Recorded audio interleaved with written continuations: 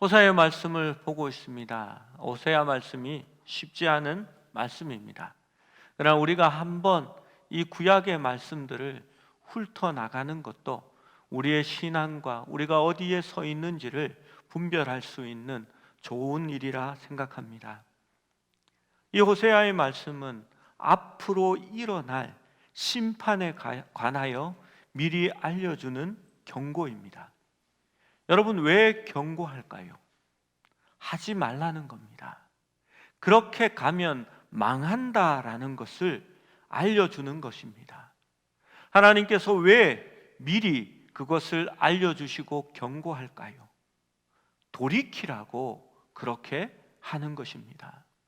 너희가 가는 그 길이 내가 원하는 길이 아니며 참된 신앙의 길이 아니라는 것을 깨닫게 하시려고 호세아를 통해서 이 예언의 말씀들을 하고 있는 것입니다. 먼저 1절의 말씀을 같이 한번 읽어봅니다. 1절입니다. 제사장들아 이를 들으라. 이스라엘 족속들아 깨달으라. 왕족들아 귀를 기울이라. 너희에게 심판이 있나니 너희가 미스바에 대하여 올무가 되며 다볼 위에 친 그물이 됨이라. 하나님께서 심판하실 수밖에 없는 이유가 제사장과 이스라엘 족속과 왕족 이들이 미스바에 대하여 올무가 되고 다볼 위에 친 그물이 됨이라 라고 말합니다.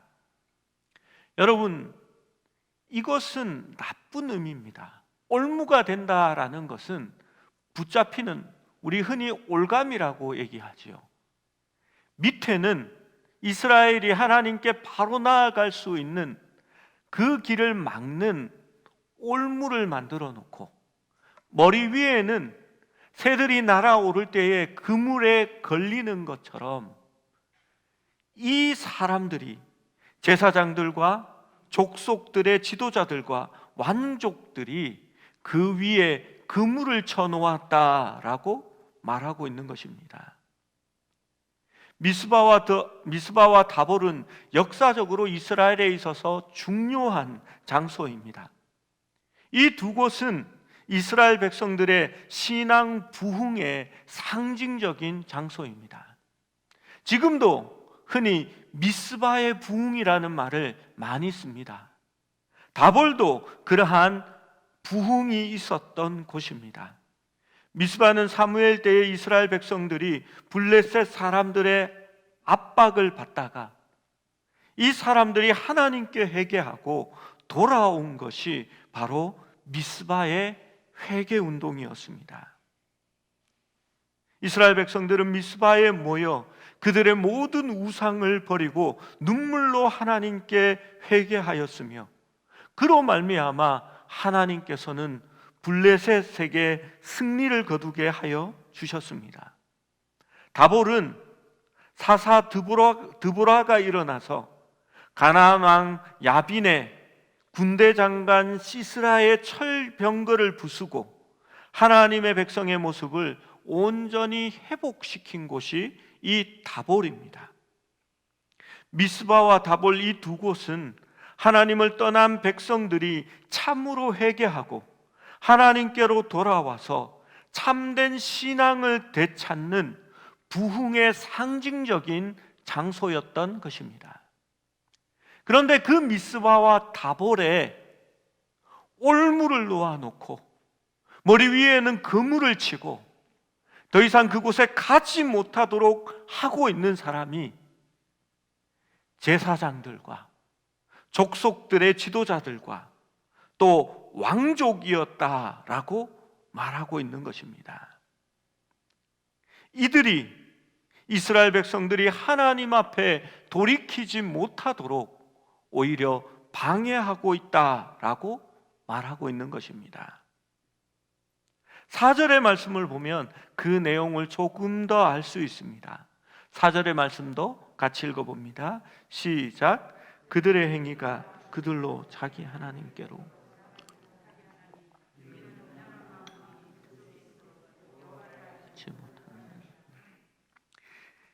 그들의 행위가 그들로 자기 하나님께 돌아가지 못하게 한다라고 말합니다. 그 이유는 음란한 마음이 있어 그 속에 여호와를 알지 못하는 까닭이다라고 말합니다. 여러분, 여기에서 음란한이라는 것은 호세아로부터 계속해서 하나님이 예언하고 있는 것인데, 너는 세상으로 나아가서 음란한 아내 고멜을 아내로 맞고 너의 자식이 아닌 음란한 자녀를 낳으라라고 말하고 있습니다. 호세아는 계속해서 그것을 이야기하고 있습니다.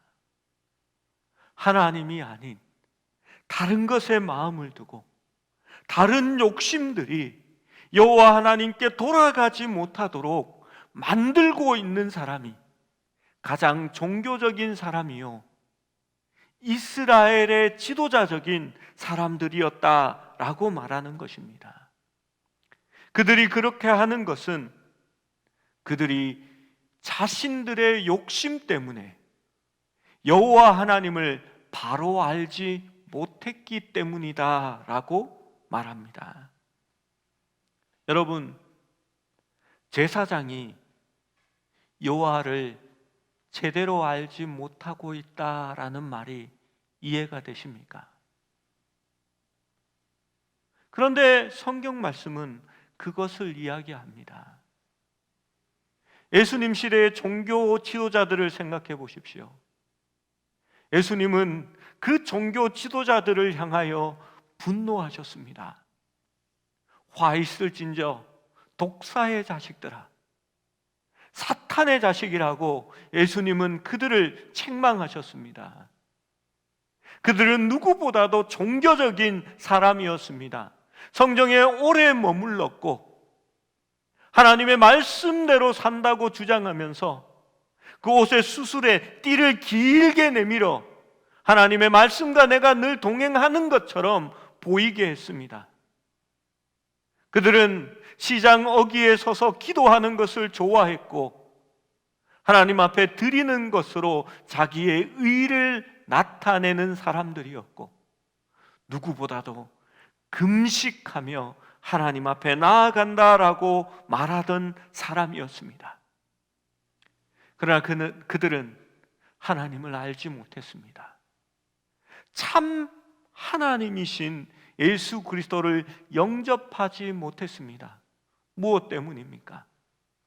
그들 마음 가운데 욕심이 하나님을 보지 못하게 만든 것입니다. 그들은 여호와를 알지 못했습니다.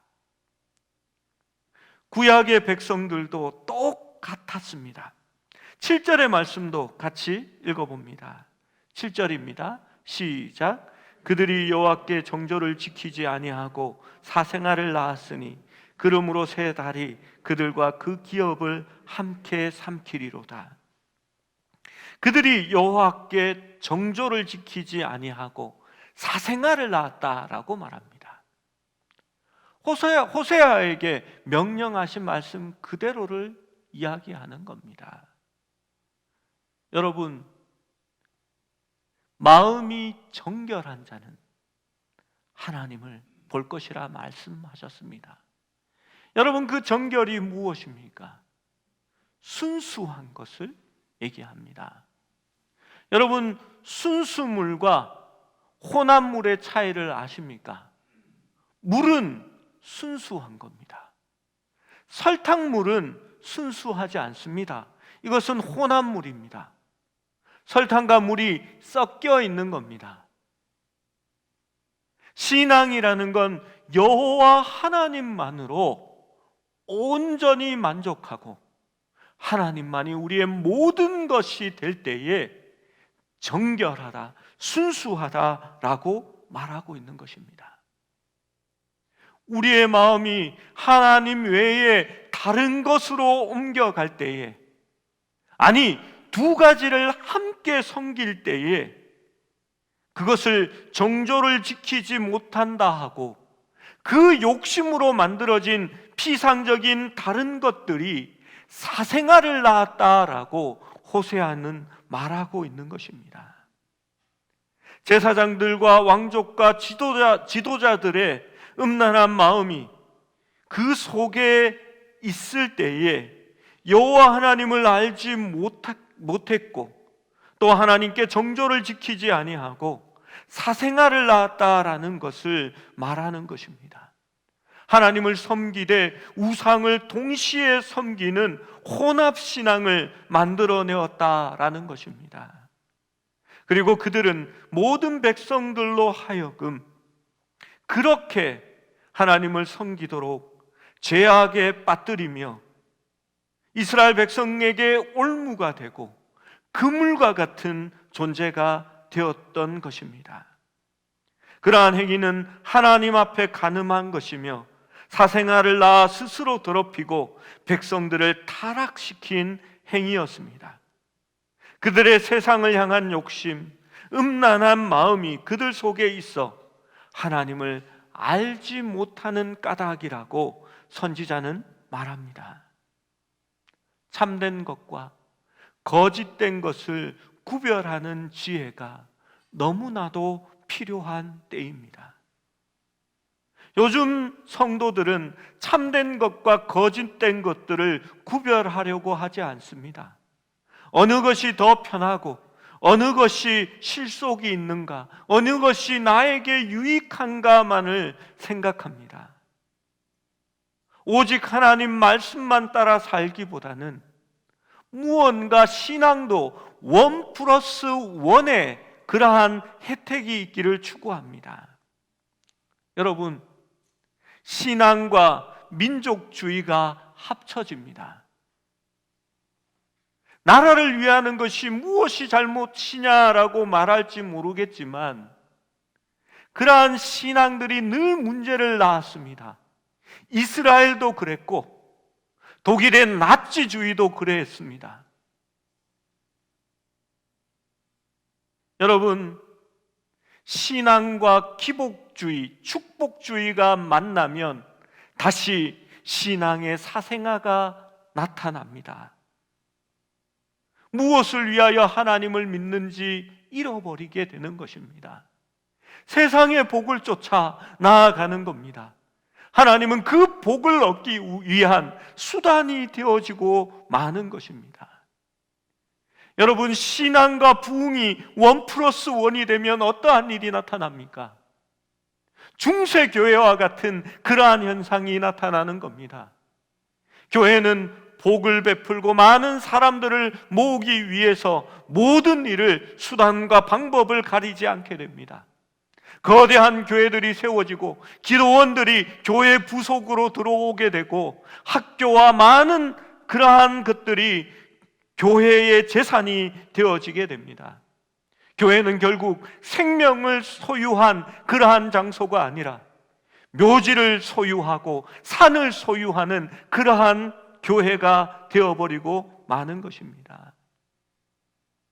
여러분, 신앙과 정치가 만나서 또한 1+1이 됩니다. 여러분, 우리는 세상의 나라에 치중하는 그러한 사람들이 아닙니다.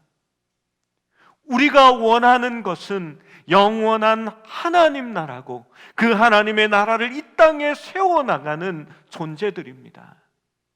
그런데 왜 세상의 정치에 붙어서 그들의 이권을 함께 옹호해주고 그들로부터 무언가 한 자리를 얻으려고 그렇게 노력합니까?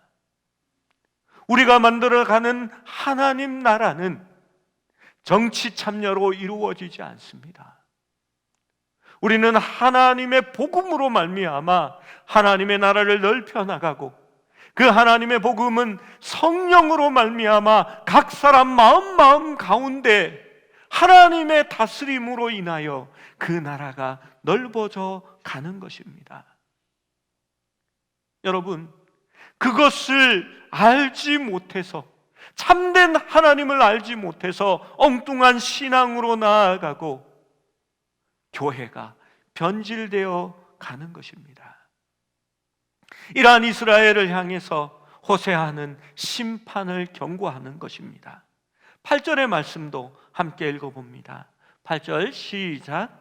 너희가 기브아에서 뿔나팔을 불며 라마에서 나팔을 불며 베다웬에서 외치기를 베냐민아 내 뒤를 쫓는다 할지어다.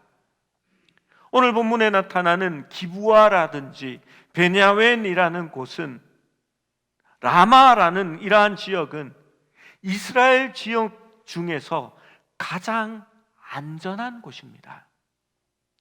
기브아와 라마, 베냐민의 땅은 이스라엘과 유다의 경계에 있는 지역에 있는 곳입니다. 남유다는 작습니다. 북이스라엘은 넓게 위로 올라가 있습니다. 지금 말하는 이 도시들은 남유다와 북이스라엘 사이에 위치하고 있는 그러한 도시들입니다. 여러분, 전쟁이 터지면 어디부터 터지겠습니까? 저 북이스라엘 위쪽이나 남유다 아래쪽에서부터 전쟁이 터져야 하는 것입니다. 그런데 이 안전한 지역에서 전쟁의 나팔 소리가 울려 퍼진다라고 말합니다. 무엇 때문인지 아십니까? 북쪽에 있는 다른 나라의 힘을 빌리는 겁니다. 그들과 동맹을 맺고 이스라엘을 쳐달라라고 부탁하는 거지요. 그리고 전쟁이 일어날 때에 같은 민족이 자기의 형제 나라의 뒷꽁무니를 쳐버리는 겁니다. 북이스라엘도 마찬가지입니다.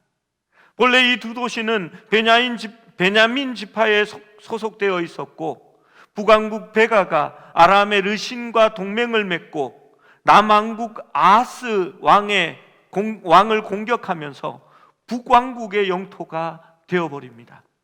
그리고 유다는 아수르의 도움으로 에브라임을 공격하게 됩니다. 결국 이 공격은 이스라엘에게는 하나님의 경고가 되는 것입니다. 이러한 행위는 하나님의 보시기에 합당하지 못합니다.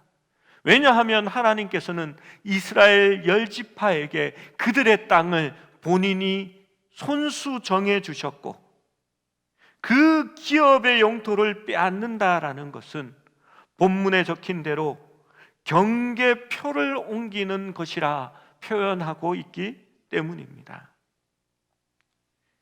11절 말씀은 이들을 향하여서 다시 말씀합니다. 11절 말씀을 읽어봅니다. 시작. 에브라임은 사람의 명령 뒤따르기를 좋아하므로 학대를 받고 재판의 압제를 받는도다. 에브라임은 이스라엘을 상징합니다. 그런데 그들이 유다를 배신하고 예전의 원수였던 아람과 동맹을 맺었다라는 것은 하나님보다 사람의 힘을 더 의존하고 하나님께 도움을 청하기보다는 다른 이방 나라를 의지했다라는 말입니다. 다시 말해서 자기 자신을 지키는 데에 하나님의 방법이 아니라 세상적인 방법을 택했다라는 것입니다. 하나님의 명령을 따르며 말씀대로 살아가야 할 민족이 외세에 의존하며 서로를 침략하는 것은 결국 외국 세력을 그 땅에 불러들여 오히려 이스라엘 온 나라를 황폐하게 만들어 버릴 것입니다. 그들은 하나님의 도우심을 구하기보다 사람의 도움을 청했고, 그들은 유다와 이스라엘을 안전하게 보호해 주는 하나님이 아니라 오히려 이방 나라를 데려옴으로써 사자와 같이 그들을 찢고 하나님께서 그들을 탈취하게 될 것이라는 것을 호세아는 경고하고 있는 것입니다.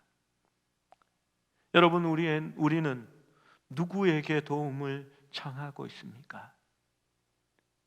우리의 인생이 바로 나아가고 우리의 자녀들이 바로 설 수 있는 것은 세상의 돈이나 직업이나 세상이 주는 부유함이 아니라는 것을 혹시 잊어버리고 있지는 않습니까?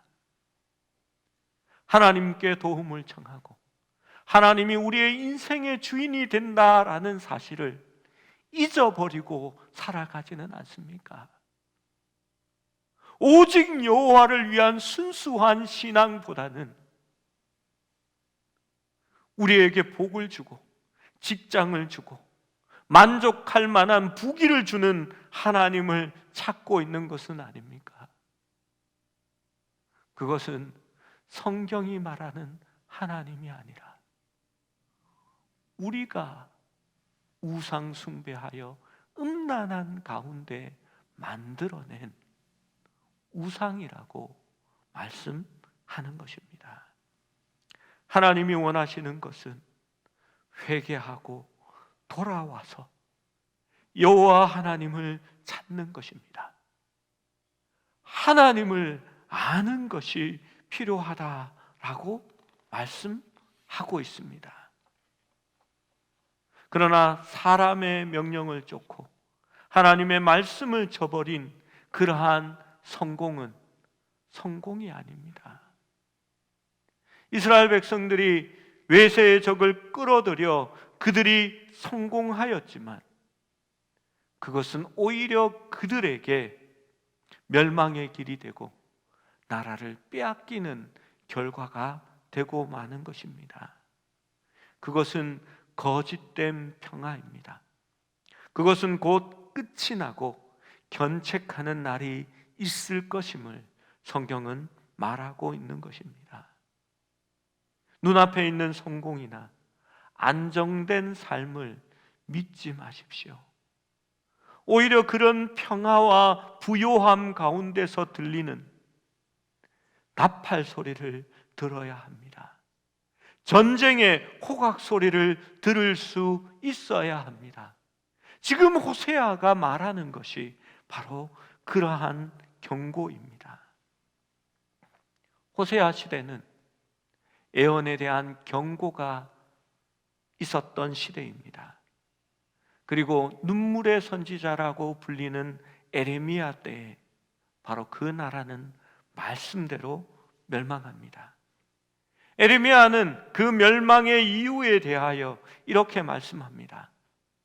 에레미야 7장 8절에서 10절 말씀입니다.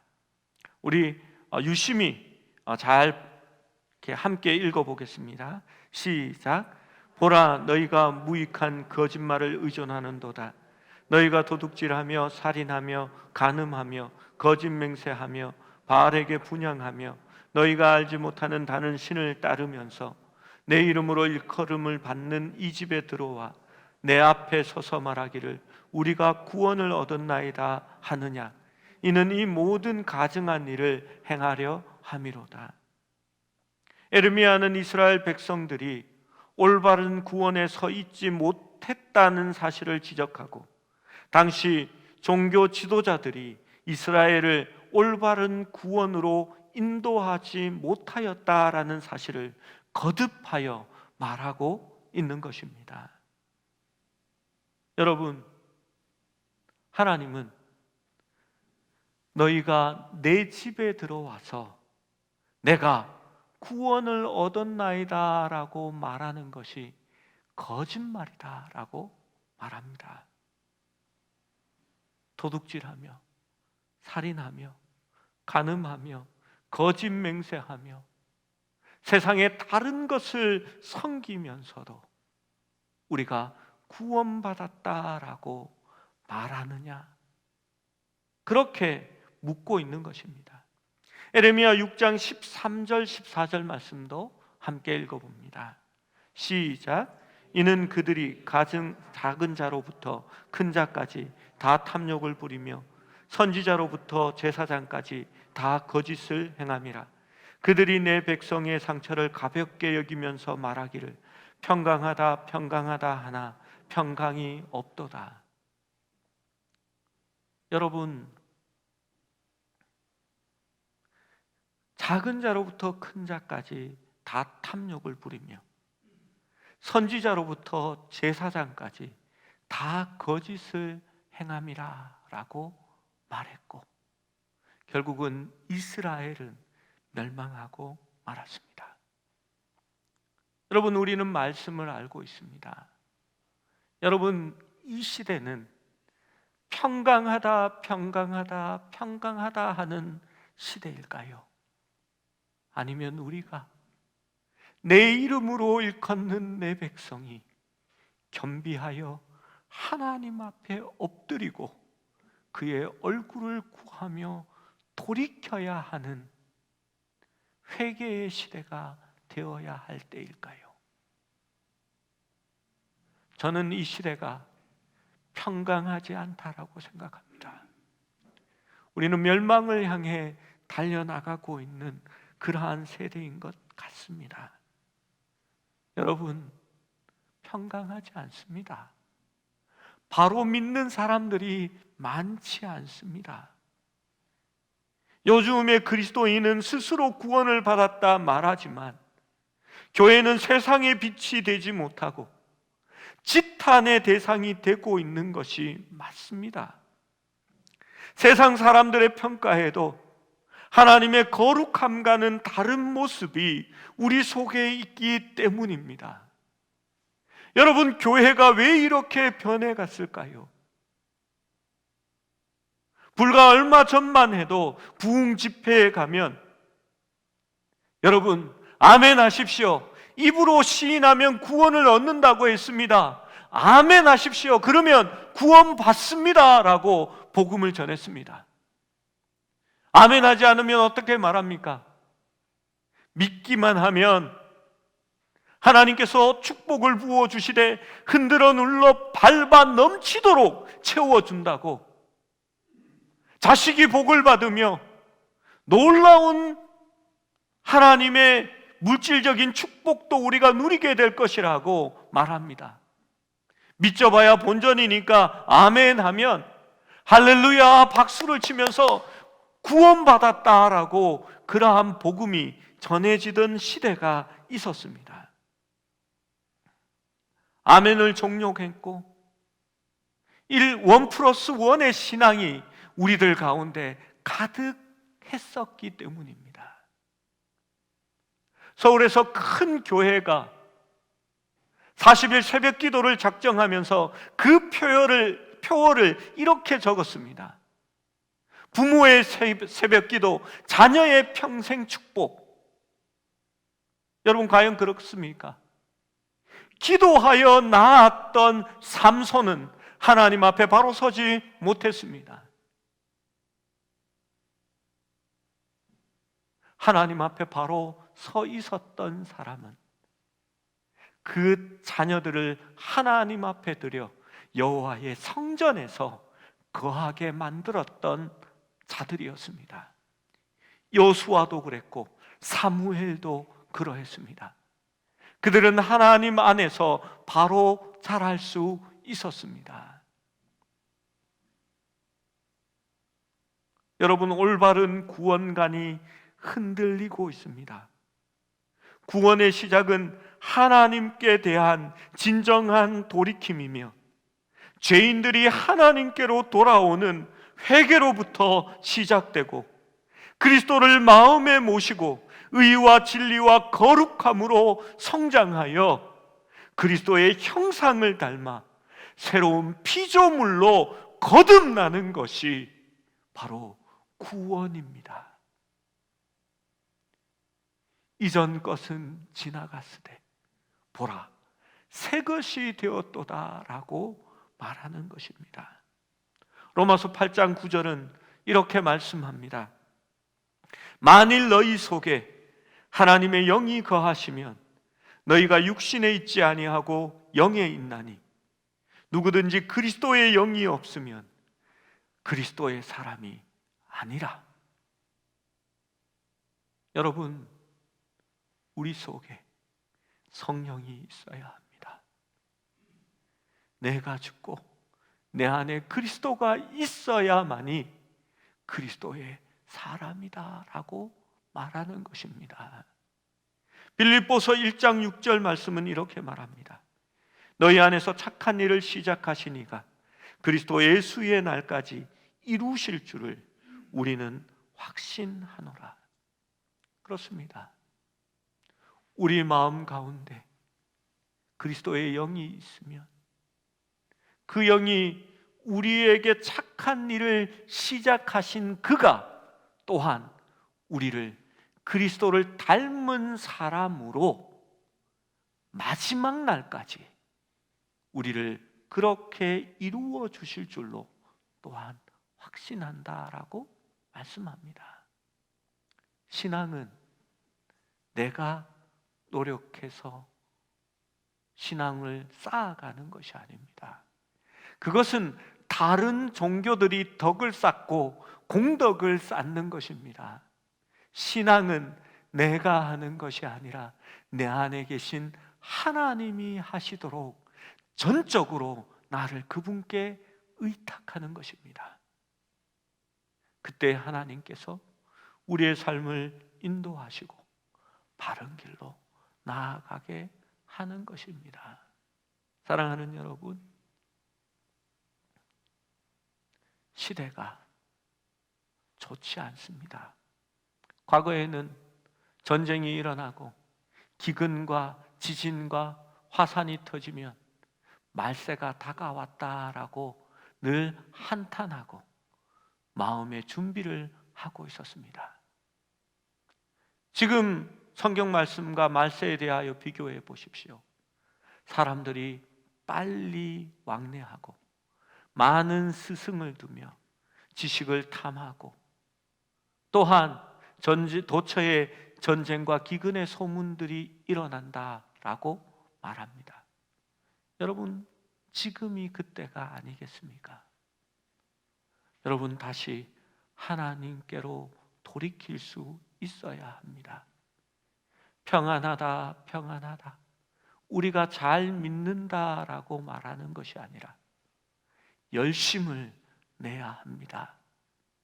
여러분, 열심을 내라라는 말이 날마다 교회에 나와서 살아라라고 하는 것이 아닙니다.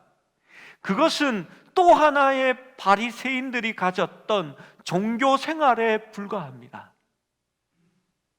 바른 믿음은 그리스도를 내 마음속에 모시고 그리스도와 함께 성령으로 살아가는 삶을 말하는 것입니다. 날마다 말씀을 묵상하십시오. 큐티를 하십시오.